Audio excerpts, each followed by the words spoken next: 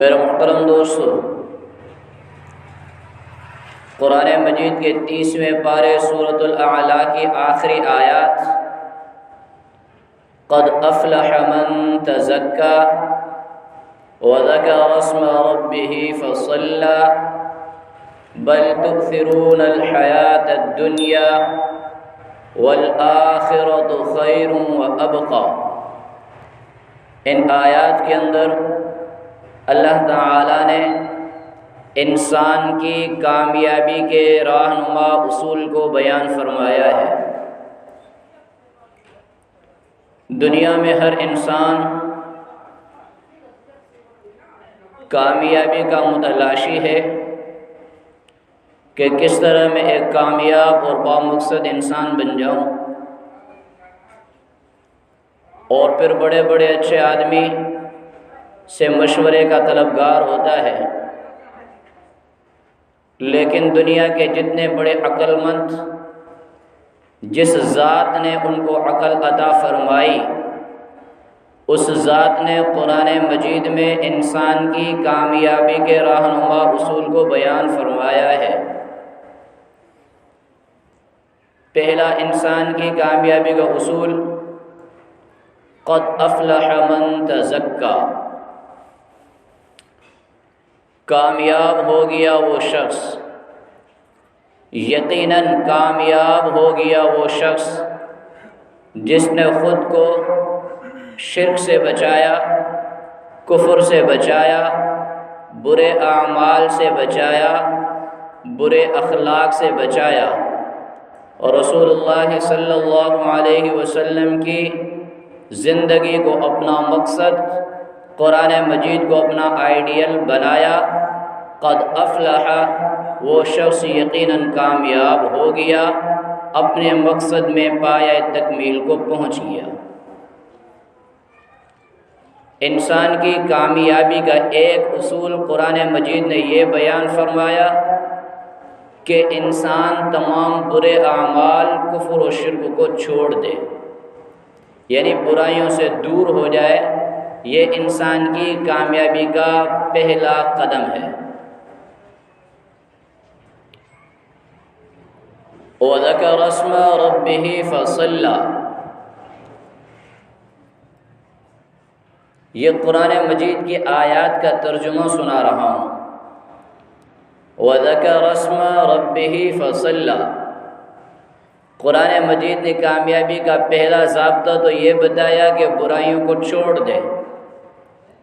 دوسرا ضابطہ بیان فرمایا وَذَكَرَ اسْمَ رَبِّهِ فَصَلَّى، کہ خود کو نیکیوں سے مزین کر دے، خود کو اعمال صالحہ سے سینگار دے، خود کو اعمال صالحہ سے سجا دے،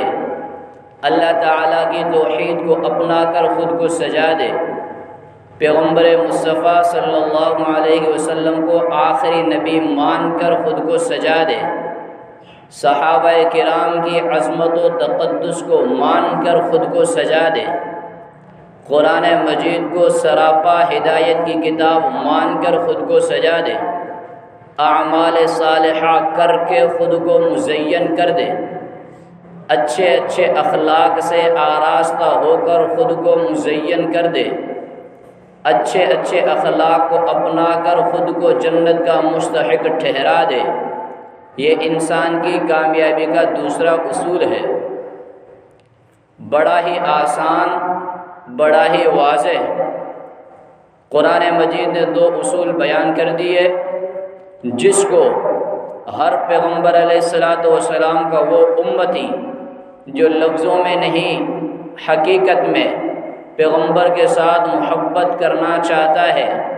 پیغمبر کے ساتھ عشق کا اظہار کرنا چاہتا ہے،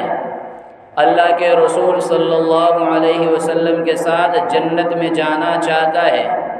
پیغمبر کی صحبت کو اپنے لیے فخر اور باعث سعادت سمجھتا ہے، خود کو مسلمان ہونے پر ناز محسوس کرتا ہے، اس کے لیے قرآن مجید کے یہ دو اصول اپنانا نہایت ہی آسان ہے۔ پہلا اصول قرآن مجید نے بیان فرمایا کہ خود کو برے اعمال سے دور کر دے، کوسوں اور میلوں دور کر دے، برے اخلاق سے خود کو دور کر دے۔ برے اعمال کرنا مسلمان کا شیوا نہیں، برے اخلاق اپنانا مسلمان کا شیوا نہیں۔ پیغمبر علیہ السلام کی ذات انسان کے لیے سراپا نمونہ، اور اس ذات میں برے اخلاق کہیں نہیں ملتے، اس ذات میں برے اعمال کہیں نہیں ملتے۔ پیغمبر علیہ السلام کی تیار کردہ جماعت صحابہ، اس میں برے اعمال کا کہیں کانسیپٹ نہیں، اس میں برے اخلاق کا کہیں کانسیپٹ نہیں۔ ایک تو یہ کہ خود کو برے اعمال و برے اخلاق سے بچائے رکھے، دوسرا کامیابی کا اصول یہ بتایا کہ خود کو اچھے اخلاق اور اعمال صالحہ سے مزین کر دے، ایسا بندہ کامیاب ہے۔ اور پھر یہ صرف دنیا کی کامیابی نہیں، قرآن مجید ہمیں ایک ایک بات سکھاتا ہے۔ وہ تب ہم سیکھیں گے جب ہم پورے قرآن مجید کو پڑھیں گے، سمجھیں گے، امام صاحب اور علماء حق سے اس کو سمجھنے کی کوشش کریں گے، پھر ہمارے لیے کوئی بھی اشکال باقی نہیں رہتا۔ سورۃ النحل کے اندر اللہ تعالیٰ فرماتے ہیں من عمل صالحا من ذکر او انثى وهو مؤمن، چاہے مرد ہو یا عورت، جس نے خود کو